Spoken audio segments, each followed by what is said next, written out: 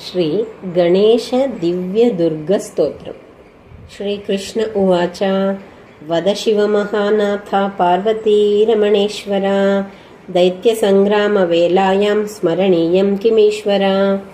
ईश्वर उवाच शृणु कृष्ण प्रवक्ष्यामि गुह्याद्गुह्यतरं महत्। गणेशदुर्गदिव्यं च शृणु वक्ष्यामि भक्तितः। त्रिपुरवधवेलायां स्मरणीयं किमीश्वर। दिव्यदुर्गप्रसादेन त्रिपुराणां वधः कृतः। श्रीकृष्ण उवाच हेरम्बस्य दुर्गमिदं वद त्वं भक्तवत्सल। ईश्वर उवाच शृणु वत्स प्रवक्ष्यामि दुर्गे वैनायकं शुभं। सङ्ग्रामे च श्मशाने च अरण्ये चोरसङ्कटे नृपद्वारे ज्वरे घोरे येनैव मुच्यते भयात्। प्राच्या रक्षतु हेरम्बः आग्नेयामग्नितेजसा। यां यां लम्बोदरो रक्षेत् नैऋत्यां पार्वतीसुतः। प्रतीच्यां वक्रतुण्डश्च वायव्यां वरदप्रभुः।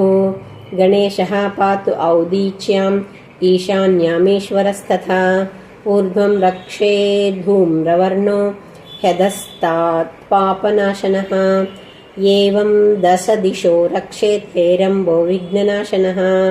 हेरम्बस्य दुर्गमिदं त्रिकालं यः पठेन्नरः कोटिजन्मकृतं पापम् एकवृत्तेन नश्यति।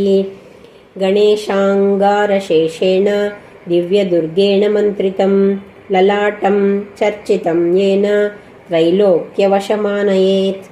मात्रागमसहस्राणि सुरापानशतानि च तत्क्षणात्तानि नश्यन्ति गणेशतीर्थवन्दनात्।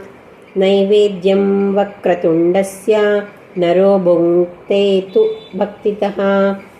राज्यदानसहस्राणि तेषां फलमवाप्नुयात्। कदाचित् पठ्यते भक्त्या हेरम्बस्य प्रसादतः।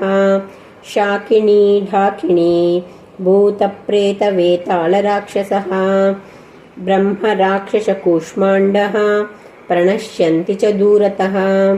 भूर्जे वा ताडपत्रे वा दुर्गहेरम्बमालिखेत्।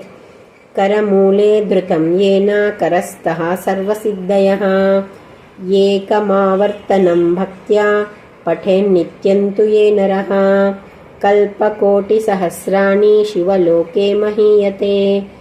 लिङ्गदानसहस्राणि पृथ्वीदानशतानि च गजदानसहस्रं च गणेशस्तवनात् फलम् इति श्रीपद्मपुराणे गणेशदिव्यदुर्गस्तोत्रं सम्पूर्णम्।